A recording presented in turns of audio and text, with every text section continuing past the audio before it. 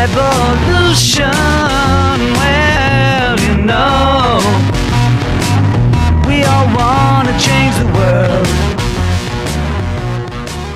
More or less the same thing, really. Yeah, and the reason I've chosen this title is because I think since, well, this period, 2001 to this year, 2012, many people have felt that it is a, well, you could say revolutionary time, very special time in history, these years. And I think one of the things which is immediately from 9/11 onwards come very much to the fore as a question is the question of truth and illusion. And we could say that we're all very much challenged with regard to these two ideas, particularly so as this new millennium has begun. Very dramatic events, and we can think about obviously the 9/11 events themselves, and then we had the global warming debate, and we've had more recently the economic crash, which is still ongoing. But is there, in fact, some other real development going on underneath all of them? Or are they, in a sense, surface events? That might seem a bit strange because they don't perhaps at first sight seem like it, but could there be something else actually going on under the surface, underneath all those three? And I'm reminded of, I'm sure some of you know, there's the what's called the symptomatology course that Rudolf Steiner gave, From Symptom to Reality in Modern History, lectures of October 1918. And he relates a story there of Goethe in 1830. And that was the time of the July Revolution in France, in Paris, which was a very short-lived affair, actually, compared to 1789. It was over in a few days. But it did result in the fall of the government, and the exit of a king, and the arrival of another one. So there was a revolution of a kind. The people did rise up, they did take to the barricades. There was bloodshed in the streets. And it must have seemed very dramatic at the time. In fact, probably all of Europe felt, well, is this going to spread all over Europe like 1789? Are these revolutionary waves going to sweep over all the capital cities of Europe? And Steiner points out that Goethe, when a friend came to visit him, and the friend said, or rather Goethe said to his friend, very excited, "Have you heard the news from Paris?" And his friend thought that he was talking obviously about the revolution. He said, "No, what's been happening in the revolution?" And Goethe said, no, I don't mean that. I mean the debate between Saint-Hilaire and Cuvier.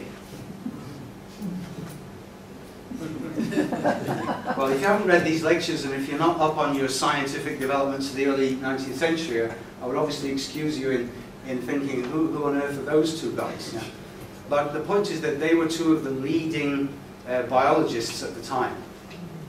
And they had very different ideas about biology. One, you could say, more conservative, still to a certain extent stuck in the 18th century mode of thinking, and Saint-Hilaire representing a more dynamic, mobile, evolutionary stream, in fact, the new wave, as it were, that was coming in. And it was this, Saint-Hilaire's ideas, that Goethe was particularly interested in. And he felt this is the big event.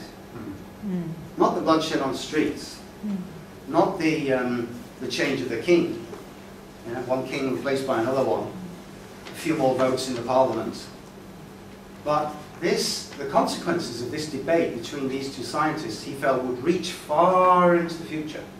And that's why he felt that was particularly significant. So that's why I'm asking, is there something else going on today, or has been recently, underneath these bigger events? Just a question. And I rather think that one thing we could look at or think about is what we could call the struggle for human identity, or the struggle for the human I in the midst of this truth and illusion. I'm sure you're probably aware of the developments that have been taking place since the beginning of the millennium in relation to cybernetics.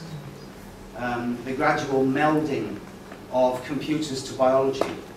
The fact that computers are now being fitted into, as it were, into bacteria and other such developments. Yeah? Where the developments which have been made in terms of human beings controlling machines through thought. The ideas on the part of many neuroscientists who believe that, in fact, there is no such thing as free will, and that our knowledge of the brain has advanced to the point where there's no point really in talking about free will at all. It's just levels of determinism, and that eventually science will come to understand all of these various levels and the way in which the brain is actually determined. And we can see that, I can't remember if I showed you this picture last time I was here, but it seems to me rather symptomatic of what I'm talking about. This is, this is a Japanese manga cartoon, very popular with younger people, younger than me anyway. But it's called Elfenlied, which is actually a title taken from a German romantic poem from the Romantic era, from around about the 1830s, 40s, by Eduard Murica. And it's a story of social alienation, identity, prejudice, revenge, abuse, jealousy, regret, the meaning of humanity, and graphic violence. That's the manga, not Murica's original story, but the manga which is taken, the cartoon which has taken this, this theme, this title. And there you see the main character, whose name, she has two names, Lucy, and also New, N-Y-U. And she's a mutant. So you might be able to see that she has like cats. She has her human ears, but she also has two cat-like horns. You can see one of them on the top of her head, a bit like cat's ears. But she also has this helmet around her, around her head, metal helmet, which is broken. And then she's protecting her breast area like this, and her right arm is bandaged. So her will side has been injured. And then her hand is showing this strange gesture, with fingers in this way. You can ask yourself, what does that mean? But she is, as I say, a mutant. And her problem is to find out really who she is, actually. Is her destiny to become a human being, or is she to remain this strange, scientifically created, semi-human being, who is half, actually, in a certain sense, half machine, half human being? Who am I, the question. So it's just a symptom, really, of this identity question which has been going on. You see this in Canada. I'm sure you can find many examples of this yourself. Just another one coming from the West, this is from the East. And from the West, there were the Hollywood movies, the Bourne identity movies. You might have seen some of them, the trilogy with Matt Damon, whose identity is actually stolen, as it were. And then he spends 3 movies trying to find out who he actually was, and then he discovers that in the end he was a trained assassin. But it's the same idea, the same, who am I in reality? Who's keeping my identity from me, and why have I lost it? Now, I think we can say that, yeah, there's a couple more things I can say about Elfenlied before I move on. It's, just to put you a little bit more in the picture, she is one of the diclonii, these mutants, who are similar to human beings, but they have these 2 horns, and they can telekinetically control their arms, with which they can do damage. So their arms are invisible, but they can project their arms out and do various things to people. And she has these 2 identities, and she basically wants, to begin with, she wants revenge on these human beings who reject her. 18 years old. that will have some significance later on in something else I come to. Now I think we can say that since the 1750s, 1760s, since that time approximately, the pace of history has certainly accelerated. It feels to many people as if time is getting faster and faster.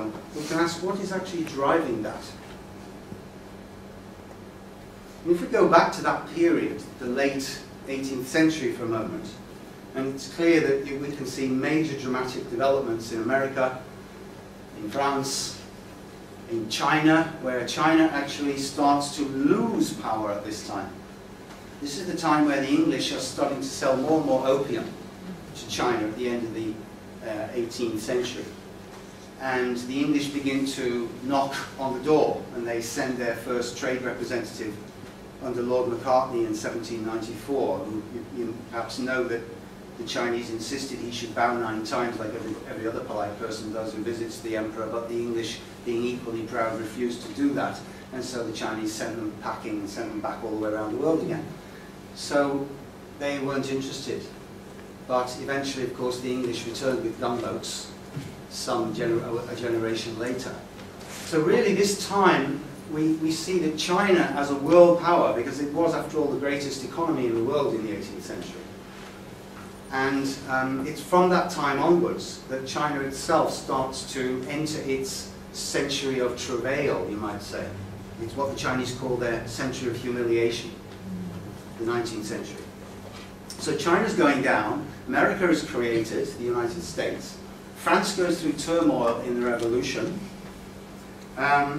England is powering on now from about the 1760s on with the Industrial Revolution, so a completely new world is developing there, of a very different nature than has hitherto existed.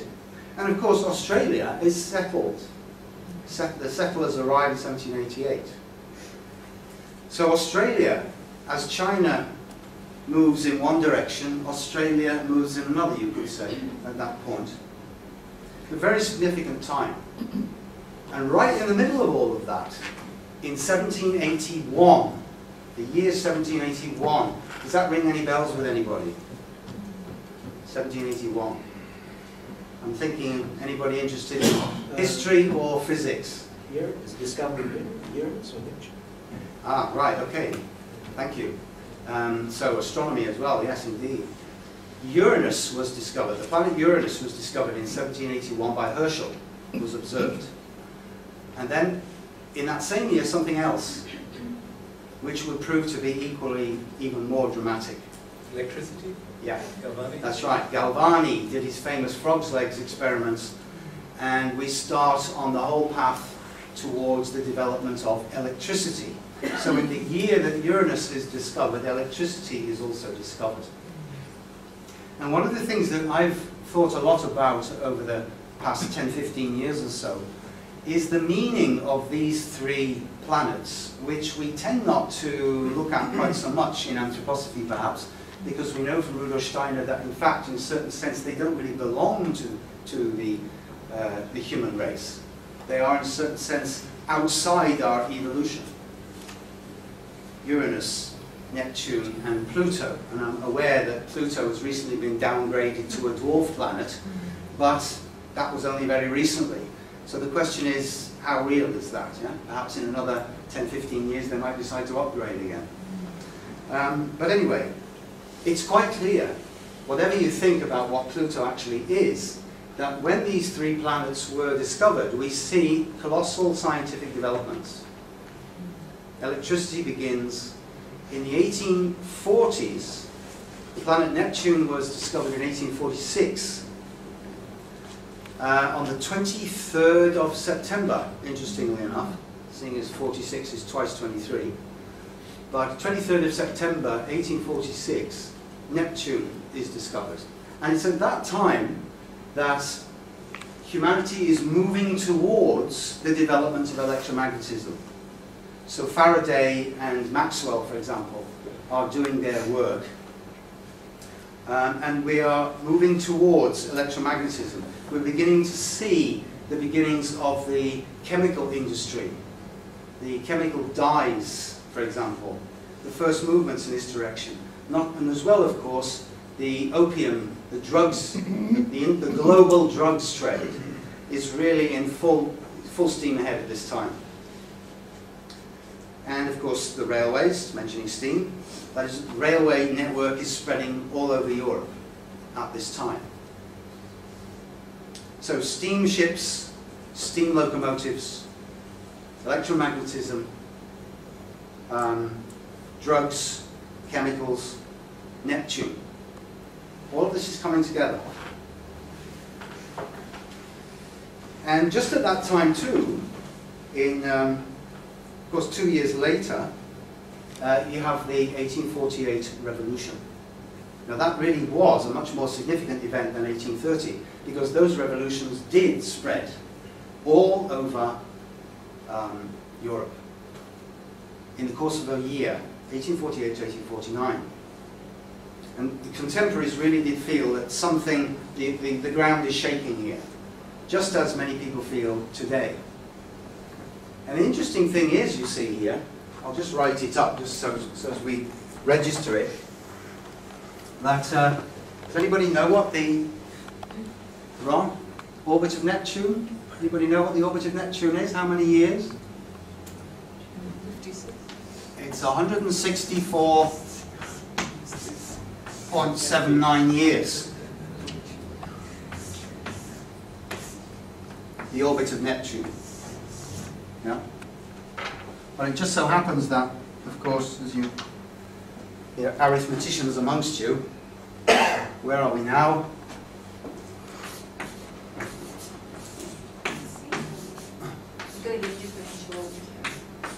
Sorry? Can't see very well. You can't see it very well. The wrong chalk. Thank you. Have we got a white? Yes, we have.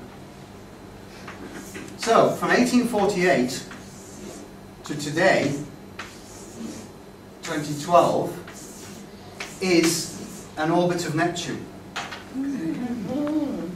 Yeah, exactly. I think that's rather interesting when you think that the 1840s is the time when Neptune was discovered. Now, I'm sure you're also familiar that Rudolf Steiner indicated that the 1840s, specifically that decade, was what he called the high point of philosophical materialism. It was the peak of philosophical materialism. Yeah? So not so much the philosophy of the will, we could say that comes in the 20th century, but philosophy in the realm of ideas. And we can see how with the steam engines and the Industrial Revolution, the will aspect is beginning already in the 1830s and 40s. Yeah? But we are now 164 years on from that.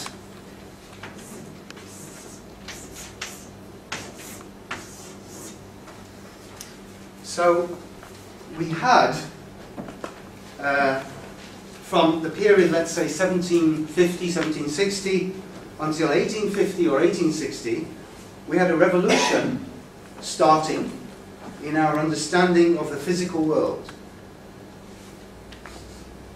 Not only the beginnings of the ideas of evolution, which I touched on earlier with Saint-Hilaire, and of course you had Darwin and Grant in Edinburgh. People all over Europe, scientists all over Europe, are starting to think in evolutionary terms at this time. So they're beginning to conceive of nature in a more dynamic, mobile fashion than had been the case in the 17th and 18th centuries, when intellectual thinking was, we could say, was more fixed in certain forms. We're starting to see from the end of the 18th century movement entering in, a certain need, an inner soul need for dynamism and mobility.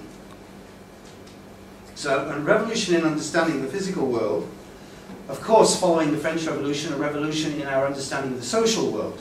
So many of the social aspects which become so important in the 19th and 20th centuries, all of the various binaries and dualisms we're familiar with, capitalism versus communism, social democracy, all the various struggles that we've been learning about in political science since that time, really we're starting at in this last part of the 18th century. So revolution in understanding the social world. the beginnings of an understanding of society in terms of classes, as people begin to be aware of the emergence of a new class, the proletariat, which developed together with the Industrial Revolution. And then lastly, a revolution in understanding in philosophy and the arts. Philosophy, just a few names, would be of course Kant, Hegel and Fichte in the German-speaking world. And in the art, of course, across Europe, the Romantic movement. So the classical Enlightenment movement, which is based on rationalism, is beginning to give way to what we could call the post-Enlightenment era, or the Romantic era. And that is, we could say that rationalism begins to, or perhaps intellectualism even, intellect, begins to give way to will. Divine will or natural will. Yeah? So if you, the Romantic poet, would go out into nature in the middle of a thunderstorm and sit on top of some lonely crag or somewhere and commune with the being of thunder. Well, this is not something that the 17th century or the 18th century philosophers were too much into, but will is what becomes important. And it becomes even more important in the 19th century. Yeah? And of course, will takes us into, obviously, a somewhat dangerous realm, because in a certain sense it takes us into the realm of the Father. It takes us into the realm of the Father, it takes us ultimately into the realm of the unconscious. That part where the rationality and the intellect do not function.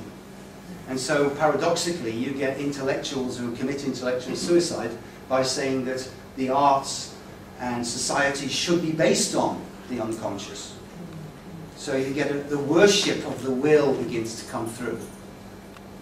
You can think of many examples of that. You know? I won't spend too long on it. But this is a very important movement, because in spiritual scientific terms, I think what we're looking at there is that if the beginning of our fifth post-Atlantean epoch, Steiner speaks of a period of 432 years, which is a fifth of the post-Atlantean epoch. And that takes you to 1845. So we're there again in the 1840s. And we can think that that first period of 432 years, the first part of the fifth post-Atlantean epoch, our epoch, is in a sense it has a certain recapitulation quality of the fourth epoch. Certain aspects of the fourth Greco-Roman culture are recapitulated in this first phase, which is why the Greco-Romans, if you remember, they looked up very much to the spiritual beings, according to Rudolf Steiner, who are known as the exousiae, or the spirits of form. So, form, everything which is very formed, form and structure, was very important to the Greeks and the Romans, and it remains so in the European world, at any rate, through the Middle Ages, until the 15th century. And then very slowly, we start to see, and really taking off in the 19th century, the late 18th century, as I've mentioned, the influence of the dynamis, the higher hierarchy, the next hierarchy up, so to speak, who are the spirits of motion. So humanity is actually unconsciously feeling the influence of the spirits of the dynamis, according to Rudolf Steiner, in our time. Whereas in the fourth epoch, we were unconsciously communing, as it were, with the spirits of form. And this is why, if you look at the various cultural manifestations of that time, There's a very strong form element to them. So at this period I'm mentioning now, the end of the 18th century, then this element of will comes in very strongly. Will and movement and dynamism. And that builds and builds and builds. Yeah? So it's no accident, I feel, that 1781 electricity, 1840s electromagnetism is theorized by Maxwell and others. Yeah? And then, of course, later on, as we come into the 20th century, we'll have what you might arguably call that ultimate expression of will, nuclear power, with the discovery of Pluto in 1930. So you see, these are forces which are almost beyond our capacity as human beings to cope with.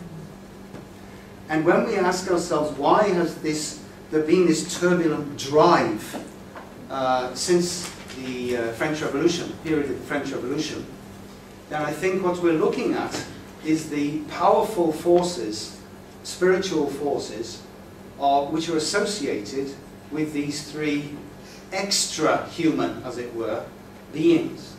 I've sometimes sort of thought of them as the three kings, bringing different kinds of gifts to the human child. And these gifts are very, very difficult to deal with, but it's another kind of triplicity, it's another kind of triad from gold, frankincense, and myrrh. Yeah? Electricity, electromagnetism, and nuclear power. Something that these three that comes into our culture at this time. Now, if you just think a little bit longer about Neptune, the first to observe Neptune was actually Galileo in 1612, but he didn't really know what he was looking at, unfortunately. He thought he was looking at a fixed star. So that's why it's the discovery of Neptune is not attributed to him. But that was 1612, Galileo. And if we think, that's also interesting when we think of the significance of Galileo in this whole period, the age of Gabriel, as Rudolf Steiner calls it, yeah? 1510 to 1879. And it's in that time where human beings really enter most deeply into a relationship with the physical earth. They seek to come into relationship with the earth in the broadest sense, everything to do with incarnation in the broadest sense. And we could also say that in that period, 1510 to 1879, so if you want to think of that in a more human way, Henry, or in English history terms, which some of you may be familiar with, Henry VIII to Queen Victoria. Yeah? This period is where human beings really sink down into the darkness most strongly. And therefore, ironically, this is the period where freedom is also the most accentuated, where the human being is most alone in the darkness. And of course, at the very end of that period, Rudolf Steiner is born. 1861. And then we can think of another interesting thing, which I think is significant. Well, very significant for me in the way I look at history. And that has to do with, I think I spoke about this last time I was here. You know that when Rudolf Steiner talked about history, he would sometimes speak about it in terms of traditional astrological concepts. So, the various ages, the cultural ages and epochs are obviously related to the planets and against the zodiac. Yeah? The zodiacal ages, and then you have what he called the archangelic periods, the planetary periods. So, for example, the age of Michael, the sun, the age of Gabriel, the moon, and so on. Yeah? So, these are related to more traditional things, which we could say are pre-Christian, the sun, the planets, and the stars. But Steiner brought something new in his approach to history, and that, of course, was the 33-year cycle of the life of Jesus Christ, or strictly speaking, the 33 and a third year cycle rhythm of the life of Jesus Christ. And I'd just like to draw your attention to two things in that regard. One is, and I definitely